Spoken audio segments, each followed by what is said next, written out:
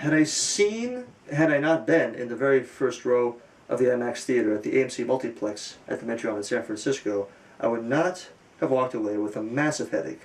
Fortunately, such a discomfort did not prevent me from enjoying the incredible movie that is Interstellar. Despite the movie being 10 minutes longer than The Dark Knight Rises, not once did it feel as though it dragged in any one place. Having said that, I don't feel as though I needed to see Cooper's adult son argue with his sister Murph about leaving their old house behind. It is a relief to see a film made during the age of the Marvel movie. I'm a big Marvel fan.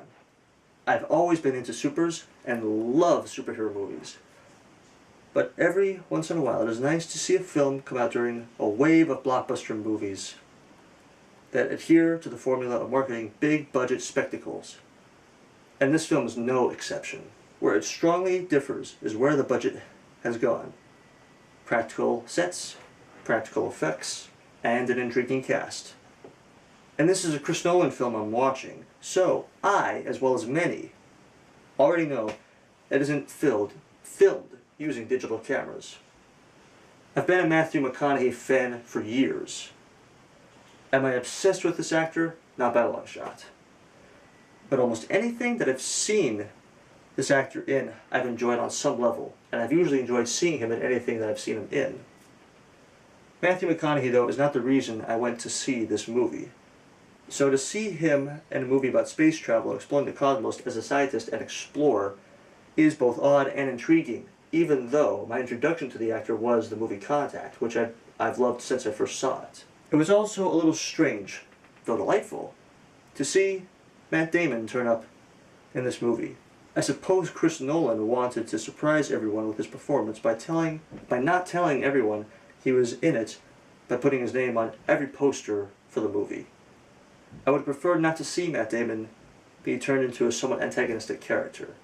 Now, my favorite character by far in this movie was the robot called Tars. A robot that strongly resembles the monolith from 2001: A Space Odyssey, but his purpose in the movie is to serve as an antagonist, is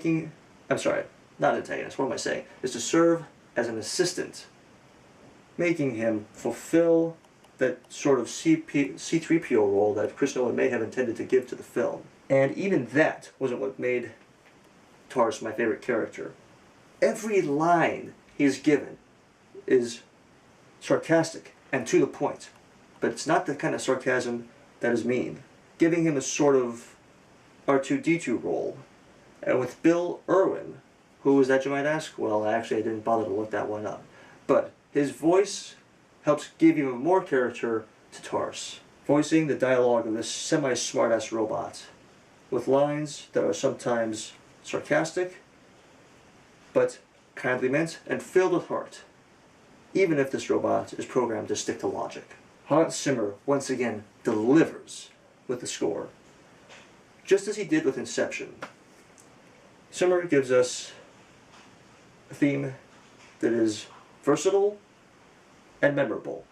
With Inception, the score he gave us was intense and atmospheric, if atmospheric is the right word, suited for a 2.5-hour, action-heavy sci-fi heist. For Interstellar, we get something that is almost completely different. The theme that is repeated throughout the movie will it pulled at my heartstrings. I hope I'm not alone in that experience. Sometimes it seemed a little bit redundant, but rarely was it tedious or boring. Half the time that score was either quiet enough that did not distract from the experience of the film, which is a good thing, because, again, I wasn't distracted from what I was viewing or what I experienced while I was viewing it.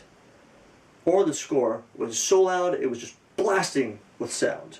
But again, it was good sound. I wanted it, so I'm glad I got blasted by it. With The Hobbit, The Battle of the Five Armies, this is the defining chapter in the Lord of the Rings saga.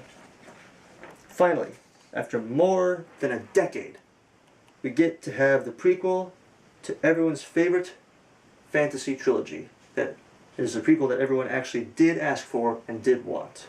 And for a kids movie that's based on a kids book, it delivers. Well, kind of. 2.5 hours for a kids movie may seem long, and it is long, but remarkably and miraculously.